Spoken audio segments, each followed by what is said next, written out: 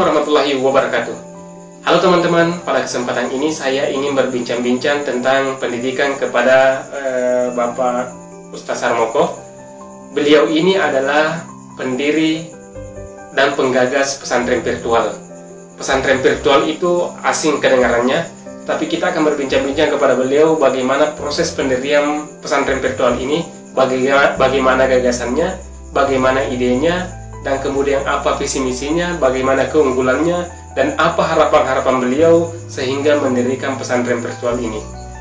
Assalamualaikum Pak Ustaz Harmoko. Waalaikumsalam warahmatullahi wabarakatuh. Bagaimana kabarnya Pak? Alhamdulillah baik. Kira-kira ide untuk mendirikan pesantren ini seperti apa Pak? Apa gagasan awalnya?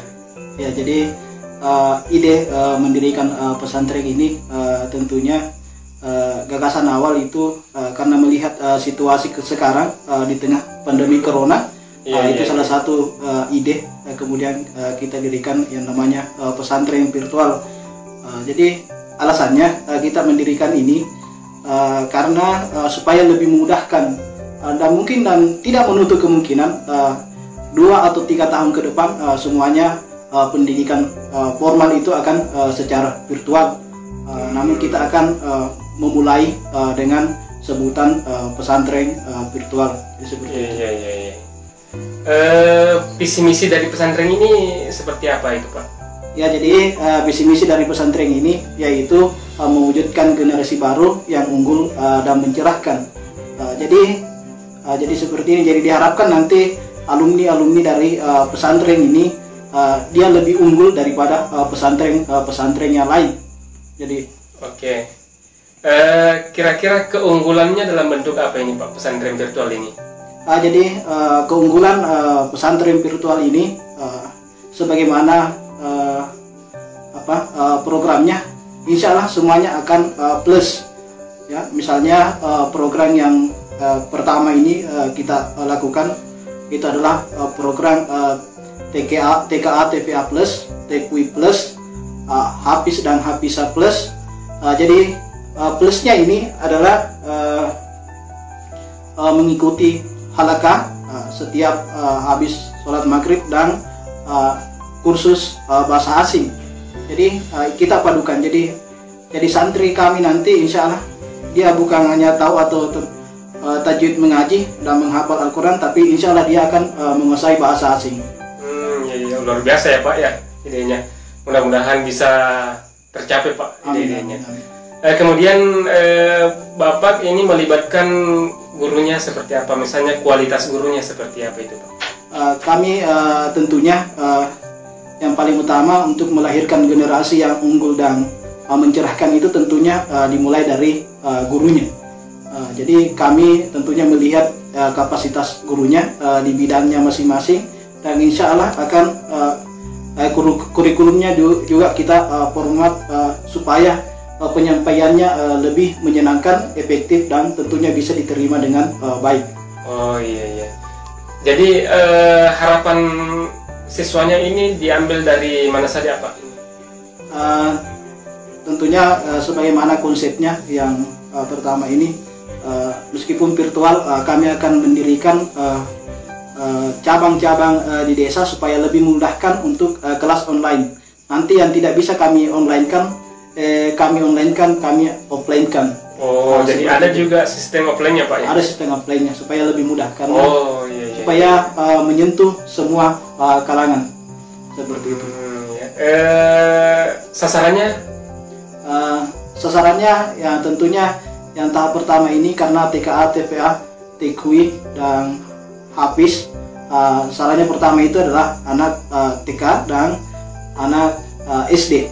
Tapi tidak menutup kemungkinan nanti kalau ada dari sekolah umum mau masuk di program Hafiz dan kursus bahasa asingnya bisa. Iya. Kemudian satu lagi Pak ini, apa perbedaan pesantren yang Bapak dirikan ini dengan pesantren-pesantren lainnya? Memang kalau perbedaannya itu cukup jauh karena kami secara virtual, pada umumnya secara virtual, sementara yang lain dari segi nama saja sudah berbeda. Ada yang mengatakan pondok pesantren, sementara kami mengatakan pesantren, artinya tidak ada pondoknya. Jadi itu yang perbedaannya. Namun secara umum itu ada persamaannya, karena di pesantren pada umumnya ada halakanya, ada kiainya, dan begitu juga di pesantren virtual. Cuma pelaksanaannya secara virtual.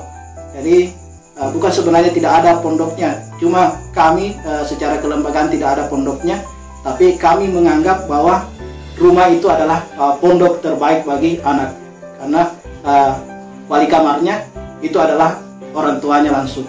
Oh, jadi mereka langsung diawasi oleh orang tuanya? Iya, betul. Oh, jadi bentuknya Pak ini mereka lewat online di rumah belajar? Iya, betul. Sambil diawasi oleh orang tua? Ya, jadi orang tua bukan cuma bertugas mengawasi, tetapi orang tua juga bisa ikut belajar. Misalnya dia mengikuti halakah habis sholat maghrib bersama anaknya. Nah, insya Allah ini bisa kita live-kan di masjid-masjid. Oh, jadi nanti ceritanya luas jangkauannya ini Pak ya? Ya, insya Allah luas. Insya Allah mudah-mudahan bisa kita sesuai dengan harapan kami, bahwa semoga ini bisa kita mencakup seluruh Indonesia. Karena nanti yang lebih menarik di sini bahwa yang dapat mengikuti halakah itu bukan cuma santri-santri kami, tapi masyarakat pada umumnya. Oh, jadi nanti ceritanya melibatkan masyarakat juga gitu Pak? Ya, jadi secara langsung kami melibatkan masyarakat menjadi santri kami, atau secara tidak langsung masyarakat menjadi santri kami apabila mereka mengikuti halakah rutin habis sholat maghrib, dan bisa juga meningkatkan silaturahmi antar masyarakat. Iya. Terima kasih Bapak Harmoko. Teman-teman, tadi kita telah mendengarkan penjelasan dari founder langsung pesantren virtual ini. Kita telah mendengarkan visi misinya, bagaimana gagasan awalnya, kemudian keunggulannya, kemudian kualitas guru yang dilibatkan, dan sasaran-sasarannya seperti apa. Dan kita berharap sama-sama mudah-mudahan pesantren ini menjadi tonggak yang lebih maju untuk membawa Indonesia ini menjadi lebih maju lagi. Amin. Seperti yang kita harapkan bersama. Terima kasih. Assalamualaikum warahmatullahi wabarakatuh.